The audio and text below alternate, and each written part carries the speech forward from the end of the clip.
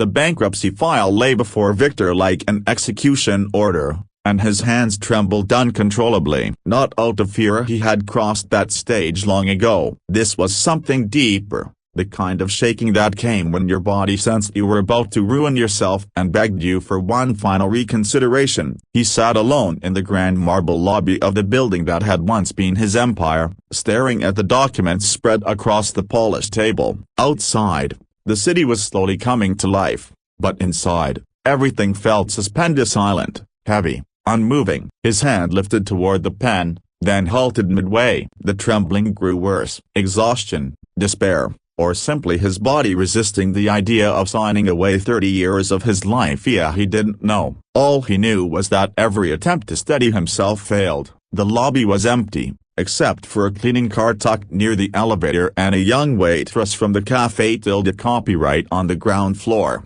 wiping tables quietly in the corner. She had been glancing his way for a while now. He could feel her gaze, curious, concerned. He hated that everyone had been looking at him like that. His board before abandoning him, his wife before walking out, his daughter before deciding she was done with him. Victor picked up the gold Mont Blanc pen his father had gifted him when he earned his first million. How poetic, he thought, that the same pen might mark his downfall. Mr. Hargrove.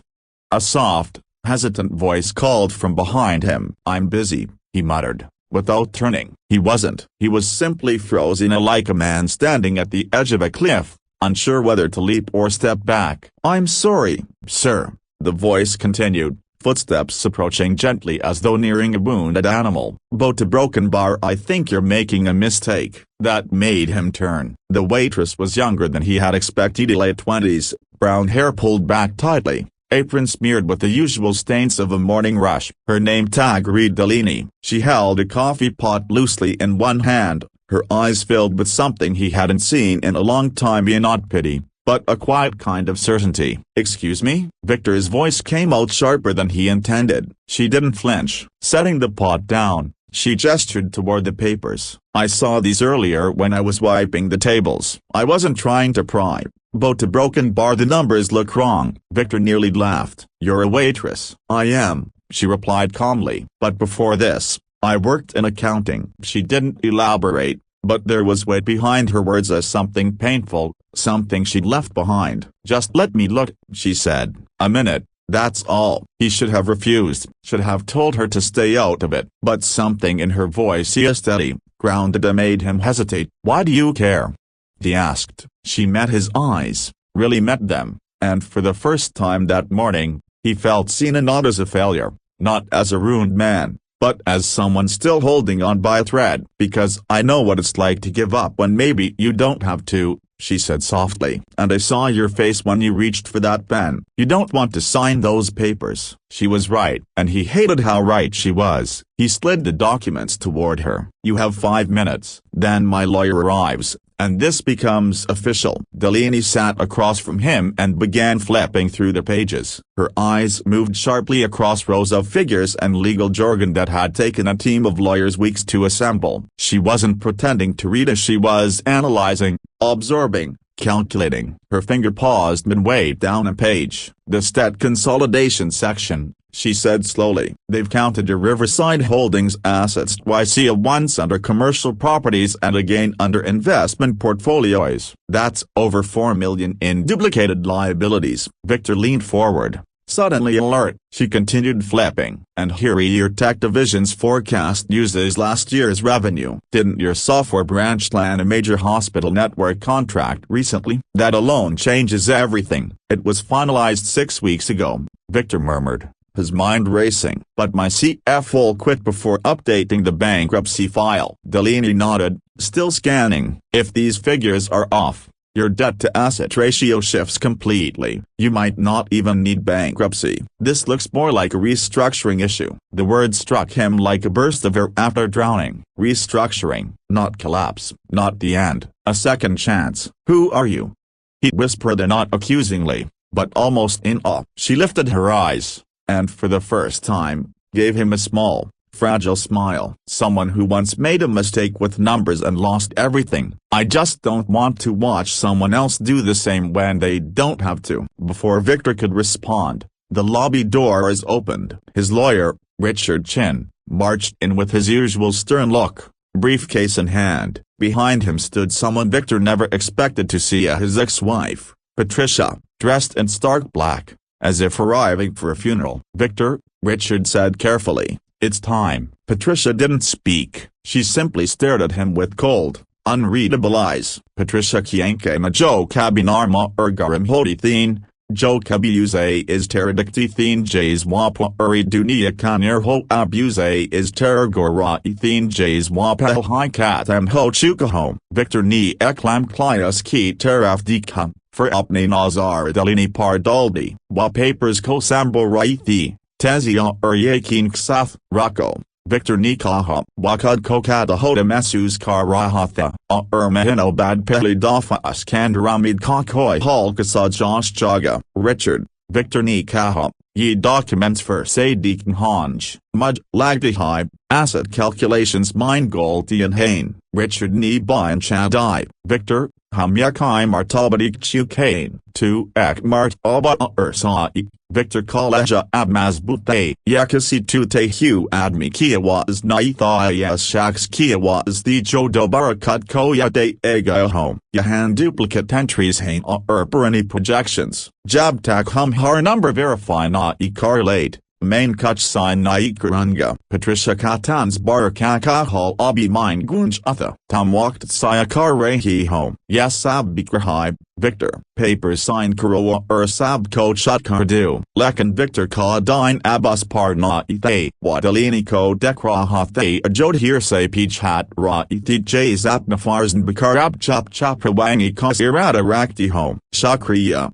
Victor Nias Kaha Delini Ni Sir Fake Hall Kisi Gabrahat Bari Takrar Sath Jukav Dil Café Tilde Copyright Ki Teraf Mudlogi. Magar Richard Kia was Ni Use Raklia, Ekmenata Broken Barabkanam, Delphini, Uzn Hall Kasajawabdia. Richard Ni Victor Ki Teraf Dekam, for documents Par Nigada Ali. For Wapos Delini Ki Teraf, Apni Yagolti and Nikli Hain, Wakach Pal Du Project Mine Rai, for Han Mine Sir Halea, Richard Chinbo Atsi Batan Misakt Sanjita Hodatha, Lekan Bawakuf Nai, Watabak Pozamo, Papers A. Anhis and Ko Jaldi Deknashar Yukia Jahan Delini Markings Kithin, Ask Chirpare Kalki Si Tabdili A Abazatnik Victor Simajga, Apelkahan Kam Kardithin, Richard Ni Paka, Carter and Associates, Delini Ni Jawabdia, Teen Saul Jr. Accountant Raihun, Firam Broken Bar, Wayuk Gay. Moi Gainer I Parkias Chirpar Fursayatari, for Ek Golti Huajiski Wajase Firm Ni Client Kodia, Majnai Kldiago, Tabse Kasi Accounting Job Ni Wapos Kal Na Iki, Richard Ni Use A Jehri Nazar Sadakam, for Victor Cole, Wasai Karai High, Ya Numbers Du Bar and Checkar and Hanj, Eger Ya Points Sai Hain.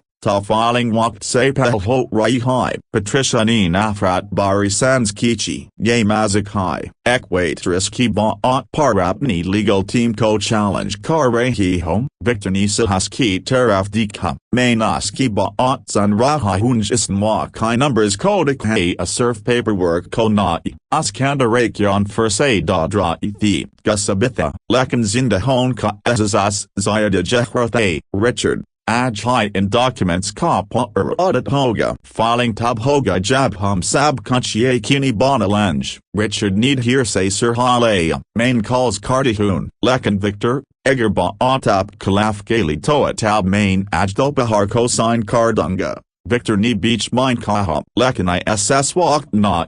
Jab Takum Pa Yaki Nahom. Patricia Ni Apna Persathe I Darways Ki Teraf Chili. Tamdano Kowak Naya Agi. Wabolti Chali Gay. Wapi Chamber Karnai Dikti. Ask Janak Bad Lobby Ek Bar Fursakat Mosh Ho Gay. Richard Documents Lekar Elevators Ki Terafrawana Hoga Gayap Hoga. Absurf Victor Delini Bach that Dono Kuel. Roshan Lobby Moncade, Jahan Say Subaki Roshan ACD Unpargar Raithi, Maint Tamhara Shakriya Kzada Karun, Victor Ni Pucha, Delini Ni Sir Hiladia, Ebi Madkura, Hosakti Hi Main Galatun, Nai, Victor Ni Kaha, Usklejmanye kinte tumgalat na ihom. Mujpati hi. Tumnimri madad kunki. Victor Kasawal hal kasatha. Magar dil say nikal karamayathe. Delini ni upnhaith ki teraf dikhe awahaith. Jo spreadsheet saw calculators samblan klibenda.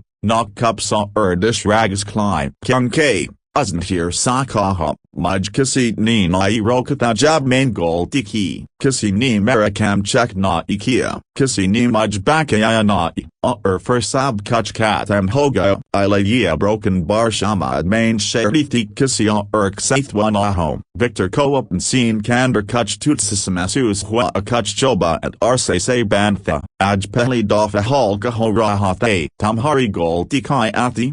Usn dire se pucha delini muskare, magaras muskara utmi darde, main nisai numbers glot admi koda day, usn kaha, jab soba delinia broken bar if what you found turns out to be true. If your corrections hold up, I'm going to need someone I can trust to help me rebuild, someone who actually notices things. She paused mid-step but didn't turn around. I pour coffee now, Mr. Hargrove. That's all I'm good for. That's not true, Victor replied, firm but gentle, and I think you already know it. Delini hesitated for a heartbeat, then continued walking, slipping back into the café tilde copyright as quietly as she had appeared. Victor returned to the table, the pen still waiting, but he ignored it. Instead, he pulled out his phone and began calling everyone who might confirm her findings, his accountant, the board members who still supported him, anyone with the authority to review the numbers. For the first time in months, Victor Hargrove felt something he had longed for or gotten a hope. By noon, the tone of the entire building had changed. His third-floor conference room was filled. Richard Chin, two forensic accountants he had called in, Victor's former CFO, and Delinia, whom Richard insisted must be present to walk them through her observations. She'd shed the café tilde copyright apron and now wore simple black trousers and a white blouse, an outfit she must have kept tucked away in her locker. She looked uneasy surrounded by crisp suits and expensive watches, but the moment Richard asked her to explain, her voice was calm and sure. She pointed to the screen. Riverside Holdings is being counted twice because the properties fall under two interconnected legal entities. The bankruptcy filing treats them as separate assets with separate debts. They're not. The debt is shared and should be listed once. That's a duplicated liability of $4.2 million. One of the forensic accountants, Susan, sharp-eyed and silver-haired, leaned forward. That's not minor. How did this slip through the first review? Richard shifted uncomfortably. The paperwork came from multiple firms. Nobody cross-checked across the different entities. Someone should have, Susan said bluntly. She turned back to Delini. What else? Delini went through the rest of 5 more issues in total. Outdated revenue projections, asset values missing recent appraisals, a pension liability listed as unpaid even though it had been resolved months earlier. By the time she finished, not a single person in the room was speaking. These documents aren't just flawed, Susan finally said to Richard. They're dangerously inaccurate. If he had signed this morning, Victor would have declared bankruptcy while still being solvent. That would have led to asset seizures, ruined credit. Years of legal followed. Victor felt cold realization spread through him. He had been moments a minute from destroying himself. So what happens now? He asked. Withdraw the filing, Susan answered. Packing up her laptop, restructure properly, and consider malpractice action against whoever prepared these. She glanced toward Richard. Which appears to be your firm. Richard's face tightened. I'll make it right. One by one, everyone left until only Victor, Richard, and Delini remained. Richard looked exhausted. I'm sorry, Victor, he said quietly. I should have caught this. I relied on my team and they failed you. I failed you. Victor wanted to be angry, but mostly he just felt numb. Get me a corrected proposal. A real one. By the end of the week, Richard nodded, then turned to Delini. If you ever want to come back to accounting, call me. I need someone who actually reads the numbers. She gave him a shy, polite smile but said nothing. Once Richard left, Victor looked at Delini. You saved my life today. She shook her head. I only read some files. You did much more than that. He sank into a chair. all the adrenaline draining away. You gave me a reason to fight again. I was done, Delaney, completely done. She sat across from him. In this room she looked like a different version of herself, a competent, confident, someone who belonged among spreadsheets and board meetings instead of wiping counters. Why did you give up? She asked softly. Your company was struggling. Sure. But it wasn't hopeless. Most people don't file bankruptcy when there's still a chance. He let out a humorless laugh. Everyone said it was over. My board, my lawyers, a broken bar, my wife. And after enough people tell you the same thing, you start believing them. You start thinking maybe you're too stubborn out or too foolish to see the truth, or maybe they were too close to see clearly, Delaney said. Sometimes it takes someone on the outside to notice what everyone else missed. Victor studied her. Is that what happened to you? Is that why you lost your job? A long silence lingered. Outside, traffic hummed, people moved on with their day. Inside, everything felt suspended. I was assigned a major account, she said at last. Huge client. My supervisor gave me figures to input. I trusted him. I didn't double-check because he was senior and I was just starting out. Turns out, he'd been siphoning money for months and used me to hide it. When the client discovered the discrepancies, he blamed everything on me. They fired me. He kept his job for half a year before they caught him. Anger tightened Victor's jaw, not at her, but for her. Did you fight it? I tried, she whispered. But I was young. He was a partner. No one believed me. Every job application came back rejected. So I took the first work I could find. She gestured at her outfit. And here I am. That's not where you belong, Victor said. Maybe not, she replied. But it's where I landed. And over time I convinced myself maybe I wasn't built for that world. Maybe I wasn't good enough. You were good enough to catch errors that entire law firms overlooked, Victor said. Strong enough to speak up when you didn't owe me anything. Brave enough to walk into a situation where you could have been dismissed or mocked, and still do what was right. Her eyes shimmered, but she blinked the tears away. I'm offering you a job, Victor said. My company needs someone who can find problems before they become disasters. Someone who will tell me the truth even when I don't want to hear it. I believe that's you. Mr. Hargrove via Victor, he corrected gently. Victor, she repeated, softer this time. I appreciate it, truly. But I haven't worked in accounting for 3 years. No certifications, no references. And last time I trusted myself,